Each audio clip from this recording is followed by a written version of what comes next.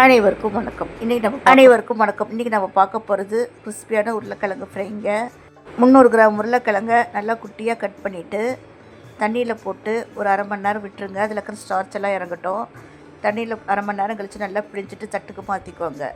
இதில் 2 table spoon குழம்புத்தூள், அரை teaspoon Kashmiri chilli, அரை teaspoon garam masala, 1 teaspoon சோம்புத்தூள், 1/4 teaspoon மஞ்சள் தூள், அரை டீஸ்பூன் உப்பு சேர்த்துட்டு நல்லா 1 டேபிள் ஸ்பூன் அளவுக்கு எண்ணெய் ஊற்றி கலந்துட்டு ஒரு ½ ஹவர் அப்படியே வச்சுருங்க. ஒரு கடாயில் 2 டேபிள் ஸ்பூன் ஆயில் ஊற்றுங்க. அரை டீஸ்பூன் ஜீரகம், 1 டீஸ்பூன் உளுந்தம்பருப்பு, ஒரு கொத்து கருவேப்பிலை, 1/4 டீஸ்பூன் பெருங்காயம் சேர்த்துட்டு நல்லா வதக்குங்க. உளுந்தம்பருப்பு கோல்டன் ப்ரௌன் ஆகட்டும், அது வரைக்கும் வெயிட் பண்ணலாம். நல்லா வதக்கி விடுங்க. உளுந்தம்பருப்பு கோல்டன் ப்ரௌன் ஆனதையும் நம்ம ஏற்கனவே ஊற வச்சுருக்கிற அந்த உருளைக்கிழங்கை இப்போ நம்ம கடாயில் சேர்த்துடலாம். சேர்த்துட்டு அடுப்பை சிம்மில் வச்சுட்டு ஒரு 2 to 3 நிமிஷம் நல்லா வதக்கி விட்ருங்க.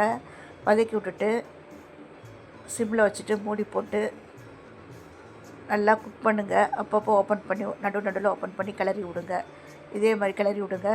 இப்போ இந்த ஸ்டேஜில் 5-6 பல் பூண்டு தட்டி சேர்த்துட்டு நல்லா கலந்து விட்டுட்டு மூடி போட்டுருங்க. மூடி போட்டு வதக்குங்க. அப்பப்போ ஓப்பன் பண்ணுங்க. இப்போது ஓப்பன் பண்ணிவிட்டு அடுப்பை ஹை ஃப்ளேமில் வச்சுட்டு ஒரு 5 நிமிஷம் நல்லா வதக்கி விடுங்க. நீங்கள் வதக்க உருளைக்கிழங்கு நல்லா கோல்டன் ப்ரௌனாக இந்த கலரில் வரும். நல்லா கிறிஸ்பியாக ஆகும். அவ்வளோதாங்க. இப்போது ஒரு டீஸ்பூன் பெப்பர் பவுட்ரு இதில் க்ரஷ் பண்ணி நான் சேர்த்துருக்கிறேன். அவ்வளோதான். சுவிட்ச் ஆஃப் பண்ணிடுங்க. உங்களுக்கு இந்த வீடியோ உங்களுக்கு பிடிச்சதுன்னா லைக் பண்ணி, ஷேர் பண்ணி, சப்ஸ்கிரைப் பண்ணுங்கள். என்னுடைய வீடியோக்கு ஒரு லைக் கொடுங்க. நன்றி.